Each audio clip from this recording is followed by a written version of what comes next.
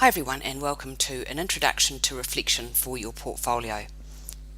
This lecture is focused on primarily the portfolio, but will also touch on the case study and mining for learning. This quote, "I want to write, but more than that, I want to bring out all kinds of things that lie buried deep in my heart," is from the diary of Anne Frank from 1944 when it was published. Hopefully most of you will be aware of who Anne Frank was, that she was a Jew who was in hiding in Germany during the Second World War. This was Anne Frank's purpose for her own diary, and this was a very reflective piece of work, and probably one of the best pieces of reflective writing we have in the past 100 years. The learning outcomes for this lecture are to understand the course and assignment requirements. So firstly, we're going to have a look at this semester's course dates. So I'll just walk you through the leadership course structure. We have our overview and introduction chapter exploring the self and leadership.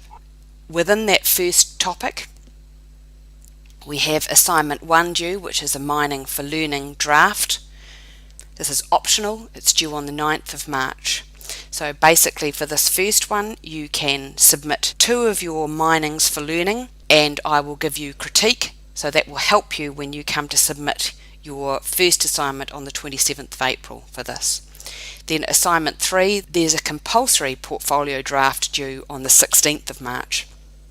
This is so I can be sure you've actually started writing your portfolio, because it's very, very important to complete your portfolio work little and often.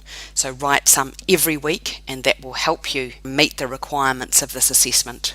If you try and leave it until the end, your work will be shallow and you won't get good marks for it.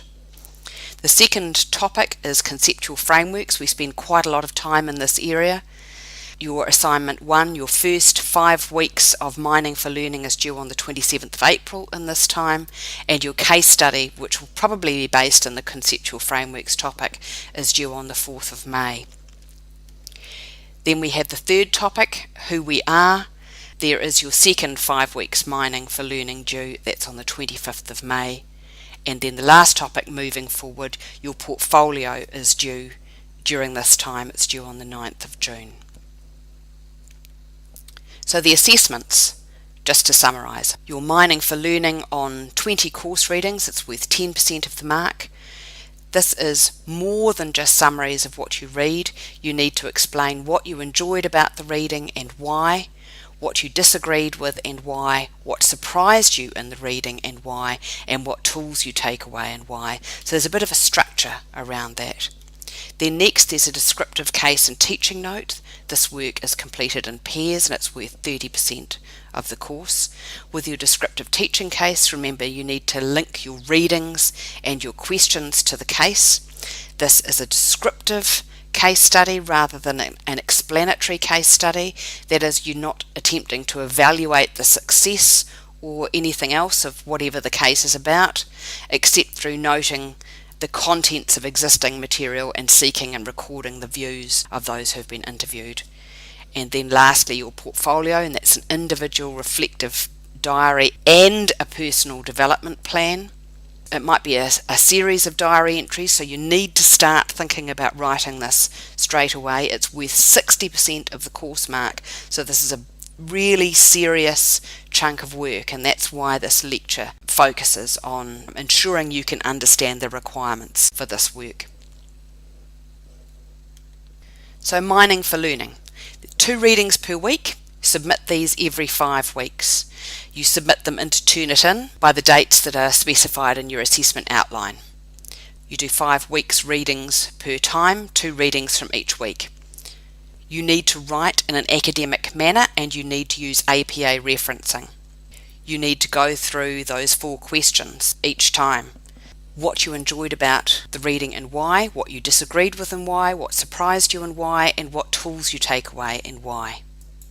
You can explore up to a third of the readings for this assessment from outside the course, and there's an exemplar of one piece online so you can see what's expected.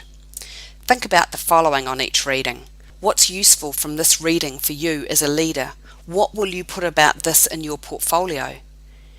How will you apply whatever the useful tools from this reading are to your own leadership when you go away from this course and go into the workforce?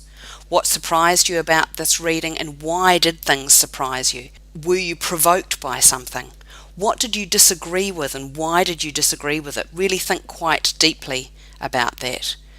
The mining for learning will help inform what you put in your portfolio.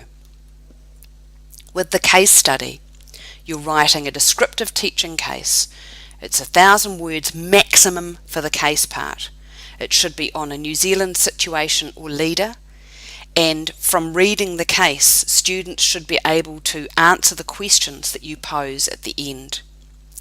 Then you write a back half to the case. So you've got the front half, which is just 2 pages and 2 or 3 questions.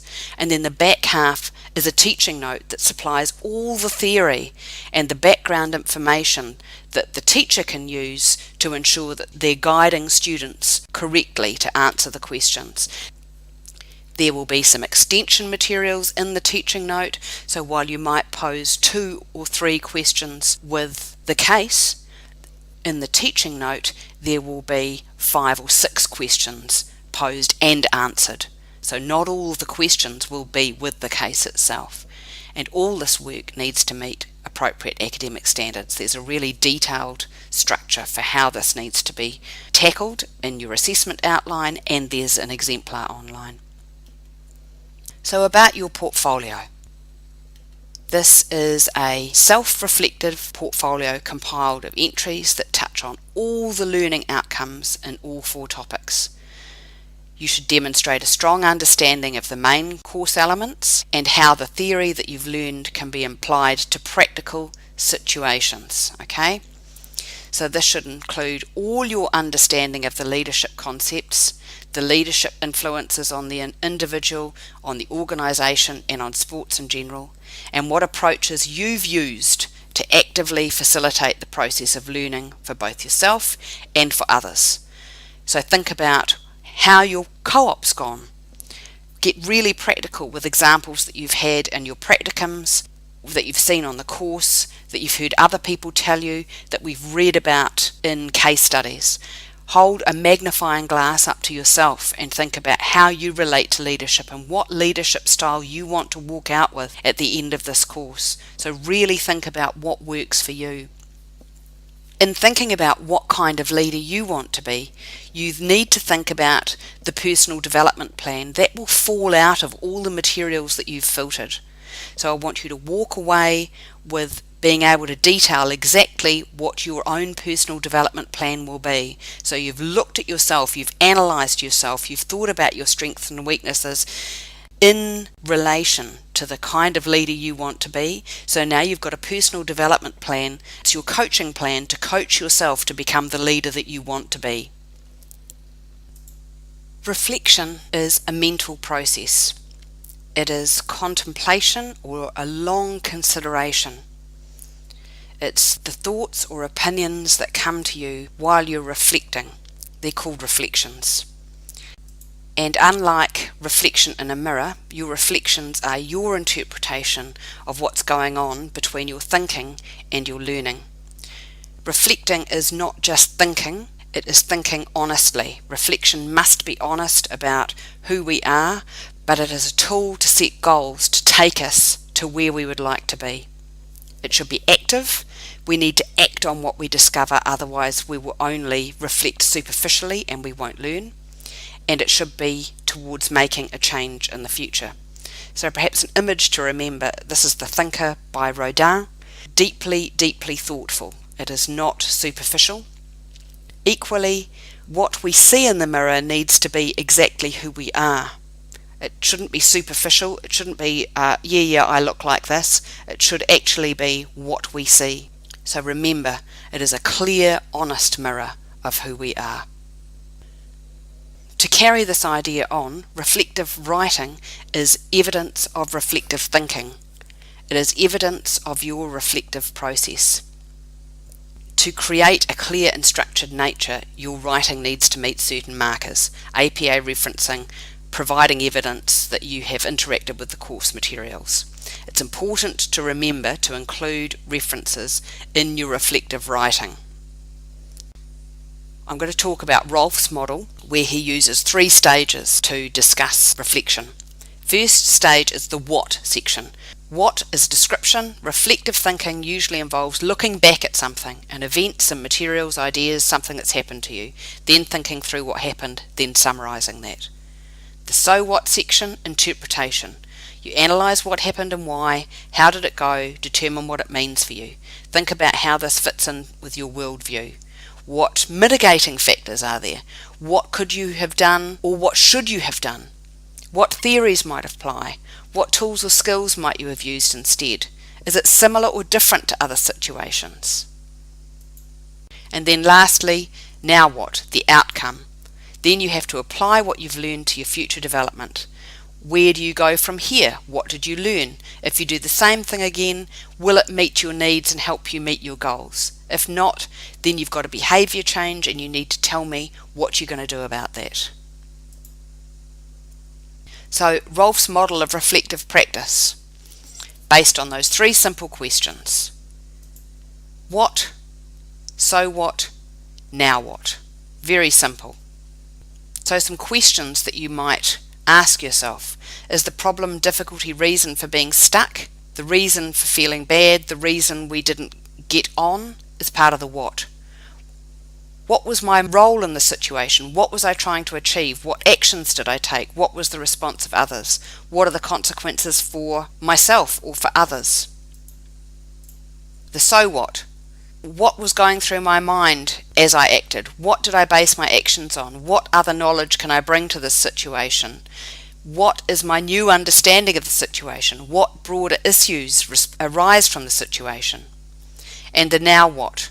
What do I need to do in order to make things better, to stop being stuck, to improve my learning, or to resolve the situation, or to feel better? What broader issues might need to be considered if this is to be successful? What might be the consequences of my new action? So what I want you to have a think about is a reflective exercise. Have a think about something that happened to you that was really good. Write up the what. Discuss with your neighbour or someone you know what you could include when you write up the so what. Then write up the so what. Then discuss as a larger group to tackle the now what. Take some time to work through 1 or 2 of those before you have to start writing it up in your portfolio. It will really make a difference to how strong your writing is, and that 3-step plan will really help you with any other academic writing. It's also a very good process to think through for your co-op. So how to structure your reflection. Remember, it needs to meet academic standards at Year 3, so you have to have APA referencing. If you follow Rolf or some other kind of structure like this, it will really help you ensure that you're meeting all aspects required. There aren't any other rules. You just need to make it work for you in your reflection. How you structure your reflection is up to you. You can record it, you could make a film, you can write it, you could do a pictorial diary. So your portfolio might be a series perhaps of web links where you have mind maps or images. You could do a Prezi, you could have a blog, you could write text, you could have video, or you could use Pinterest. However you want to put that together is up to you. You just need to make sure you APA reference it, that you're honouring all academic standards, so you're meeting, that you follow Rolf, that you've got the what, so what, then what, and everything else is up to you. A couple of resources for you. Flick over to the Vancouver Community College.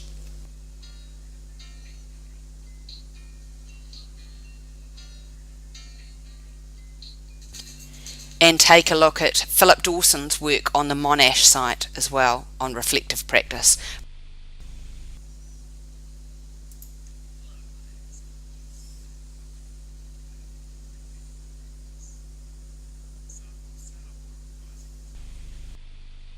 Both of those should help you meet the requirements of the course.